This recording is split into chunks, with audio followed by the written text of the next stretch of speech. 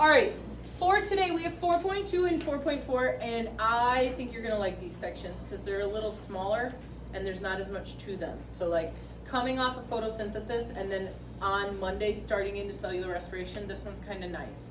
When we look at 4.2 glycolysis, we've been talking about ATP this whole entire time. This should not be new to us, okay? The new thing is right here. What is glycolysis? Glycolysis, however, has 3 steps to it. I know, 3 steps. So we're gonna like that. Super short, sweet, done. Then it's what happens at the end of glycolysis. So like we've got 2 options for this, and we'll talk about that. Like I said, I think it's nice going into glycolysis because in photosynthesis, we just talked about light dependent. We talked about the Calvin cycle. You have to know every little detail that goes into each of those cycles. And now we have 3 steps. That's gonna seem like a breath of fresh air.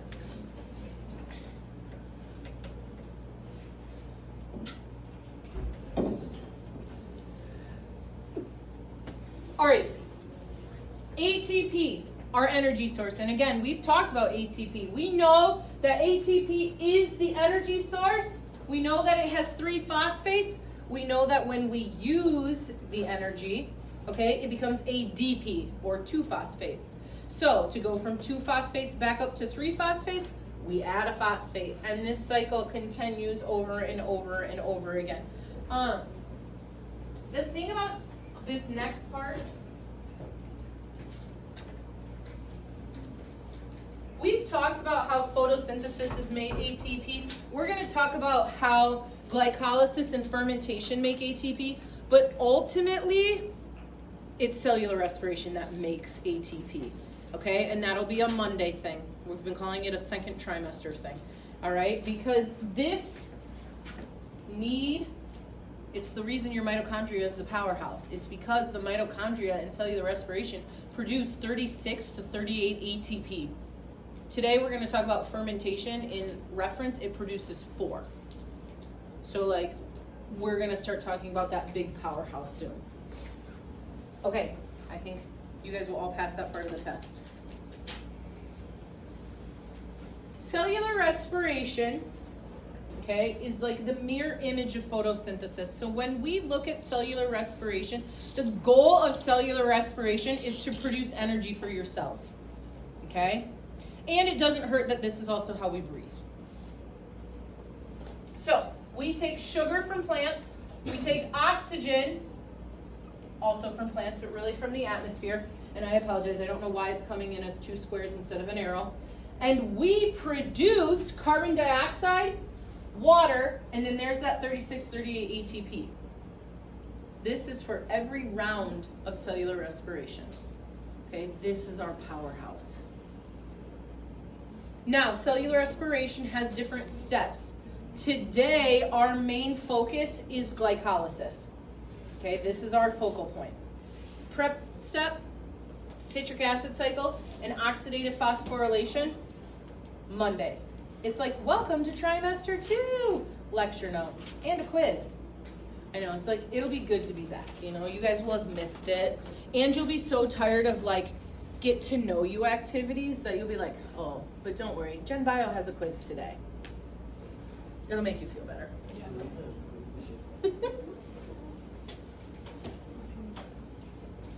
Glycolysis is the pre-cellular respiration step. You cannot have cellular respiration without glycolysis. So glycolysis has to happen first.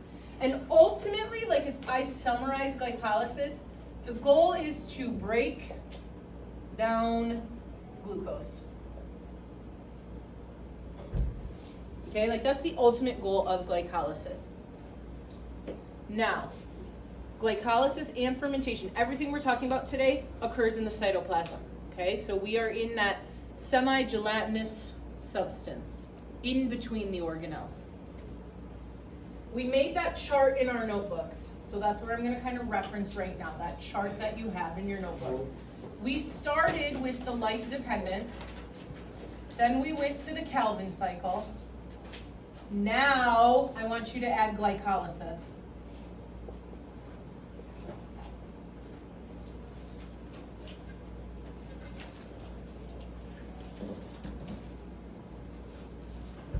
When it comes to glycolysis, a reactant, a thing we need glucose.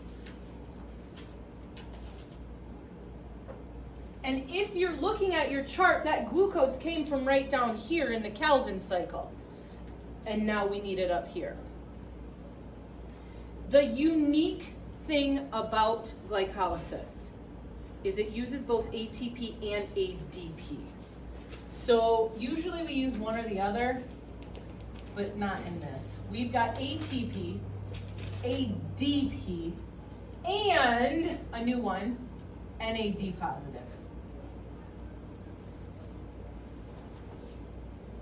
This is where a lot of people get confused. In photosynthesis, you have NADP and NADPH. In glycolysis, fermentation, cellular respiration, you have NAD and NADH. So save the P for photosynthesis. Just put that P in photosynthesis. Glycolysis also has one more thing. It uses inorganic phosphate known as PI.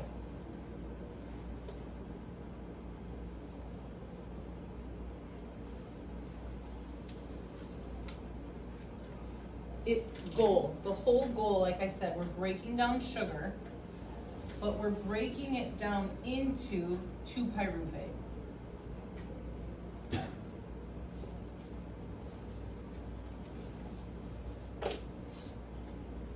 Here's the thing with your charts. And I mean, I wish that the whole test could just be a series of charts and you guys just fill in the charts, but unfortunately that's not how it is. But if I have ATP on the top half, what do I have to have on the bottom half? The opposite, ADP. If I have ADP on the top half, what do you know I'm going to make on the bottom half? ATP. If I have, now this one's new, but NAD positive on the top half, what am I making on the bottom half? NADH.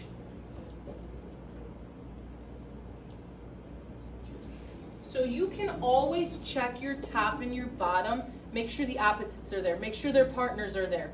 One has energy, one is the used up energy, but the partners are always together. Now, this inorganic phosphate we use to go from glucose to pyruvate, and you'll see kind of how that happens because it's a little bit different.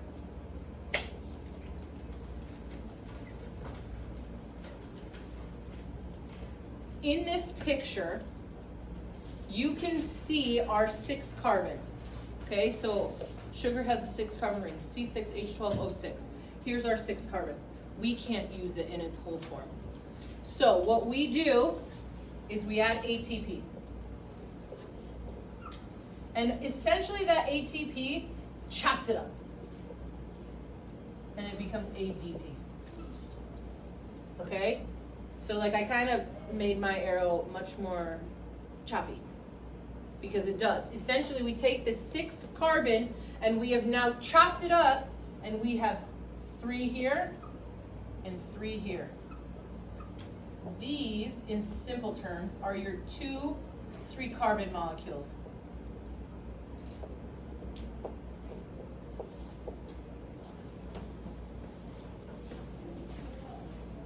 This is where the inorganic phosphate comes from. That inorganic phosphate connects right here.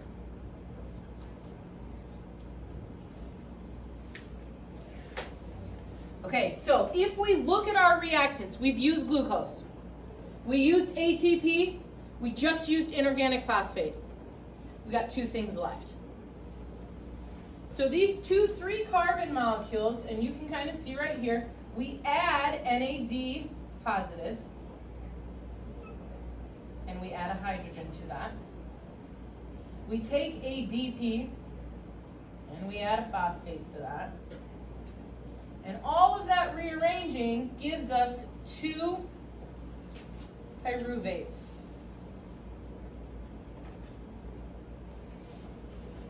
Because it happens on both sides.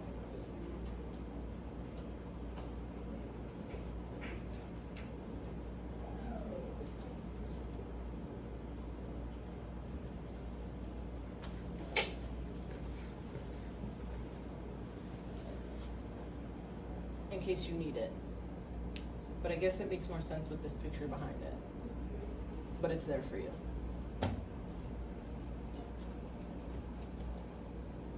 So I'll fill in this extra in case you take pictures.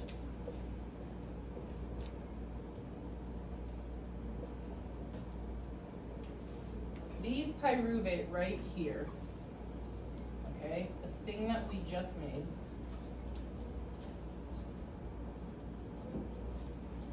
have two paths.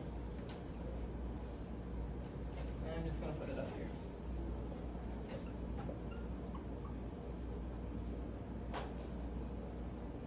One path is with oxygen, and that path is aerobic. Okay, because aerobic means with air.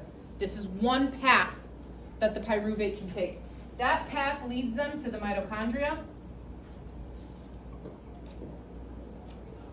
and cellular respiration.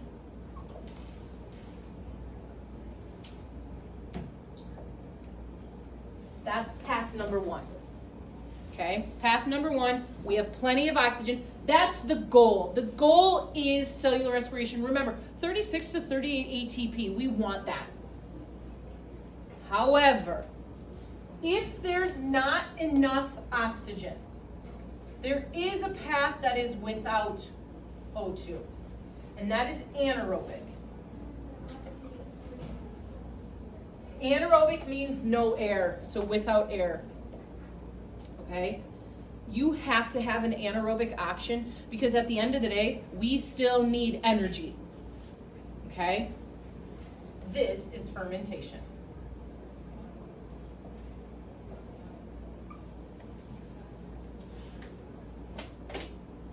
And fermentation has two types. Lactic acid and alcoholic. We can perform lactic acid fermentation. We cannot perform alcoholic fermentation. Yeast can perform alcoholic fermentation. They cannot perform lactic acid fermentation. Okay? So like everything kind of has its place. So if we're back in our chart, the next thing I'm putting in my chart, we're going to just go right here. We're headed to lactic acid.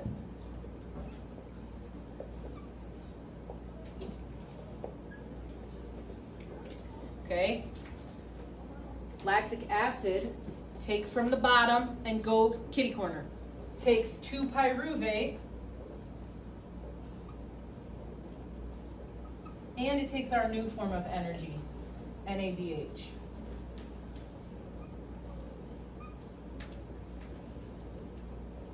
And maybe in your chart you put like, hey, that's anaerobic. You put no O2. Whatever it takes to kind of help you remember that because you know those are going to show up on the test. You can also, at that same time, you can put alcoholic up here. Because alcoholic uses the same thing. It uses 2 pyruvate and it uses NADH.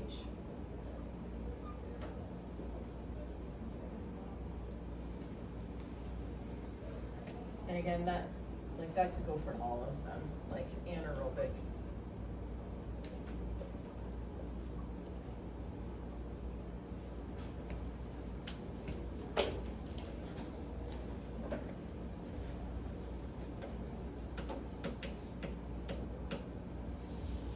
The nice thing about fermentation and glycolysis, they both happen in the cytoplasm. So we haven't really gone into an organelle. We're still in the cytoplasm. This picture, okay, so this slide essentially is just giving you another way to look at what I drew on the board. It's giving you another example of glycolysis.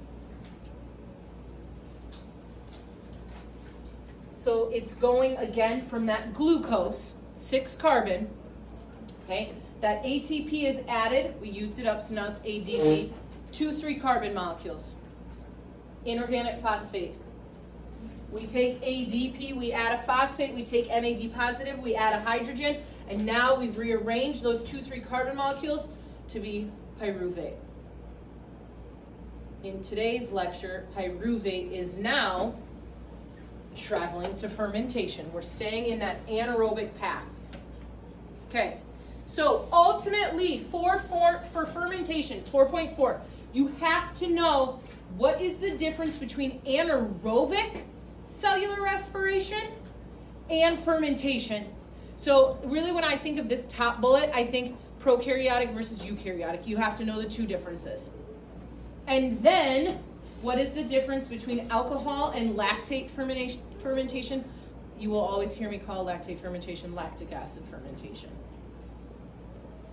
Okay?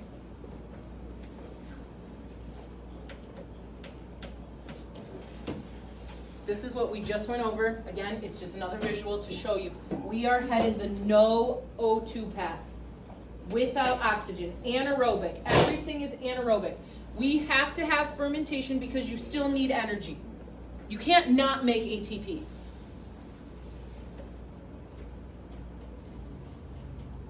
This isn't my favorite graph, but I'm going to have it on here, and then I'll draw. Repetitive, it's anaerobic. It occurs in the cytoplasm. We just talked about this in our chart. 2 pyruvate and 2 NADH, that's our starting point for both types of fermentation. Here's the best part about these. Lactic acid fermentation produces lactic acid.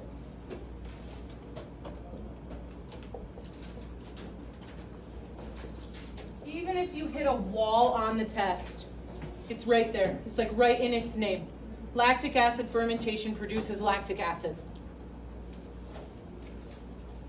It also, think about it, we have NADH up here, so we need NAD at the bottom.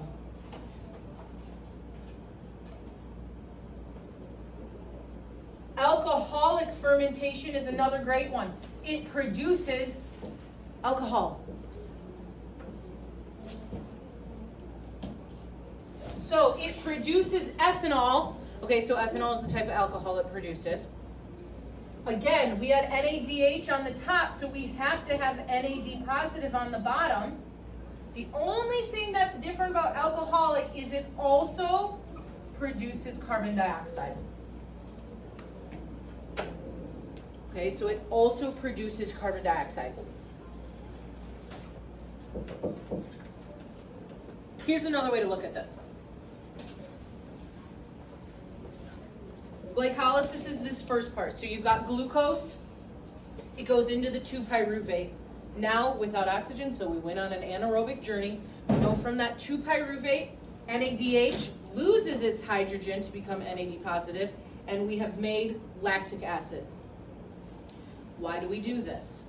Well, I prefer not to do lactic acid fermentation, but that doesn't seem to matter. It's muscle cramps. Okay, like all of us in this room would prefer lactic acid fermentation never happen, but we all know it happens, okay? And if you think about it from like an athletic standpoint or when you're out working, when do you typically start to cramp? It's usually not the beginning of your workout. It's the end, middle end, okay? It's because we're running out of oxygen. How do we fix this? We get in better shape and take care of our bodies and all that good stuff, okay? However, bacteria can also do lactic acid fermentation. We can make yogurt, moldy cheese, blue cheese. That's lactic acid fermentation. Sauerkraut, kimchi. Who am I to yuck your yum? So like, there you go. Ultimate goal is this is where we get to. So again, anything that has a muscle can do lactic acid fermentation like the animal kingdom. Here's the other picture. Alcoholic fermentation. So alcoholic fermentation is yeast. Okay, like think if you make homemade bread or homemade pizza dough or some type of dough, you're using yeast to produce carbon dioxide. Why? Because you want the dough to rise. So it makes wine, it makes beer as well. Okay, again, glycolysis occurs first. Take that 6 carbon sugar, break it into 2 pyruvate. No air. Pyruvate becomes 2 ethanol for us, or alcohol molecules, and 2 carbon dioxide. Essentially, that alcohol breaks that third carbon dioxide or the third carbon off and becomes carbon dioxide. That's why we get both.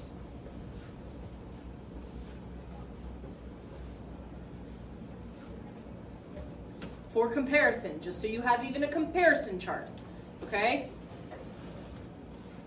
Bacteria, animals versus yeast, yogurt, sour cream, muscle cramps, the bread, the beer, the wine. That's a really good chart to have.